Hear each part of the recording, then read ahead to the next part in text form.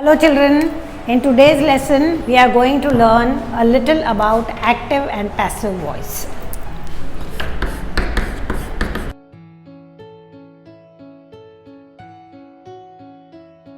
This is an important part of our grammar and we will understand what we mean by active voice and what we mean by passive voice. We will understand the structure of active voice and passive voice, and we will also try and understand when and where to use active and passive voice. Okay. Let us see a sentence.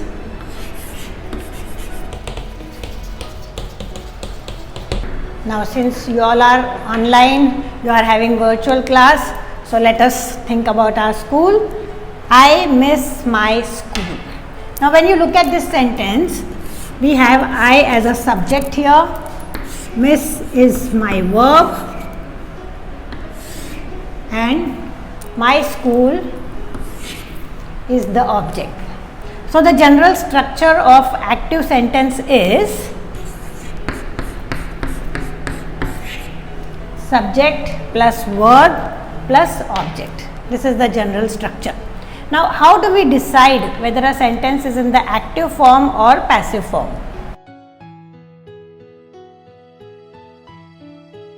When I look at this sentence, my subject I is the doer of the action, whereas my predicate school is the receiver of the action. So when my subject is the doer of the action and the predicate the receiver of the action, it means that my subject is active here. And when my subject is active, we call it in active voice. So active voice is dependent on the doer of the action. If the doer of the action is in the subject, then this sentence becomes active sentence. So this is what we call as active voice. Now exactly opposite to the word active is the word passive. Passive means non-active. So now let us understand what do we mean by passive voice.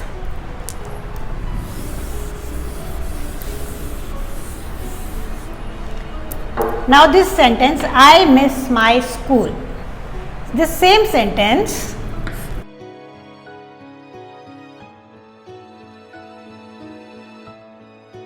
my school is missed by me. Here my school, which was the object of the verb, has come in the place of the subject, whereas I, which was the subject of the sentence, has become me, which has gone in the predicate part of the sentence. So what we notice here is my school, which is the subject in this sentence, is not active. It is not doing the work. The work is being done by me as it was in the previous sentence. So here the subject is not active, whereas the predicate part has become active and the object of the verb has come in the place of subject. So this sentence where my subject is not acting, this becomes opposite to active, that is passive.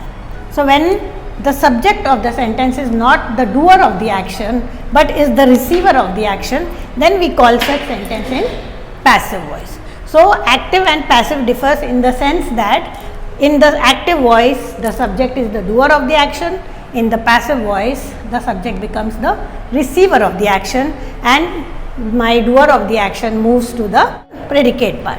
So here the format changes to object plus third form of the verb and subject. Third form of the verb is missed. This is the third form of miss. Now when we see two sentences here, they mean exactly the same. I miss my school is missed by me. Both the sentences have the same meaning. Then why should we have them in two different voices? Why can't we just have I miss my school, where I see active voice is simpler to talk and to understand, whereas passive voice becomes little longer. Then why should I have a sentence in a passive voice as well? Now there are three reasons why we are writing a sentence in passive voice.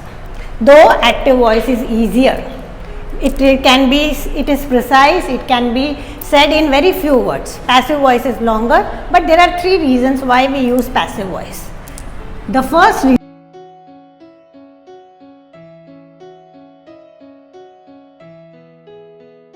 the doer of the action is not known. When we do not know who has done the action, then we use passive voice. Second reason,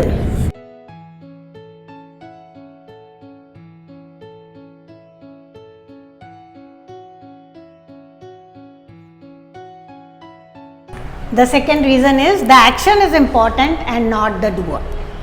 And the third reason is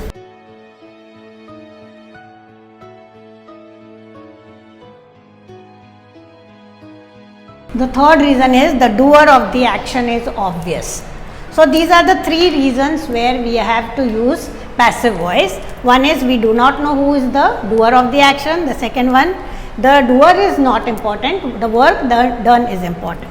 And the third one, we obviously know who the doer of the action is, therefore it does not need any mention.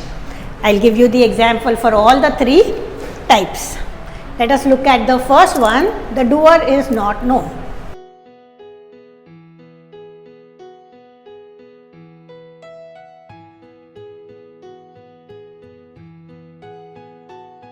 Now, when I say the key was stolen, we don't know who has stolen the key.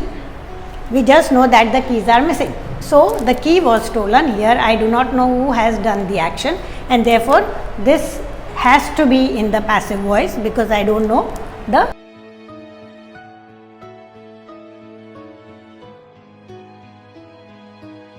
window was broken. We do not know who broke the window, but we realize that the window is broken. So this is the second place where we don't know the doer, and therefore we have to use the passive voice. So when we do not know the doer of the action, then we use passive voice. Now the second was,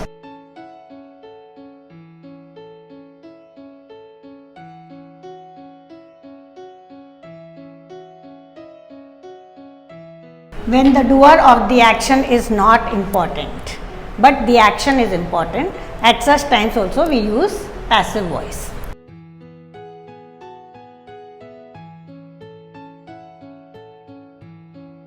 Now, the church was built in 1810. Who has built the church is not important, but it is showing the period in which the church was built. So here again, the doer of the action is not important. Another example.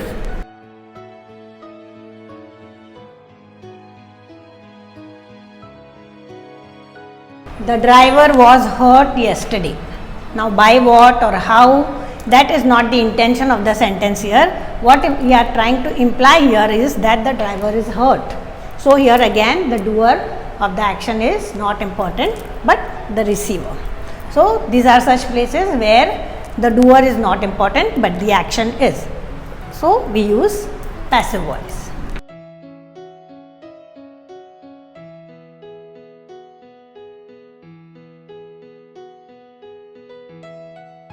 Now the third place where we use passive voice is when the doer is obvious.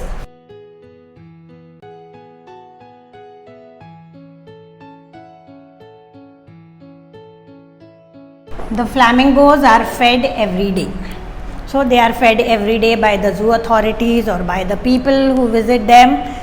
That is obvious. So the importance is that the flamingos are fed, and the doer of the action is obviously known.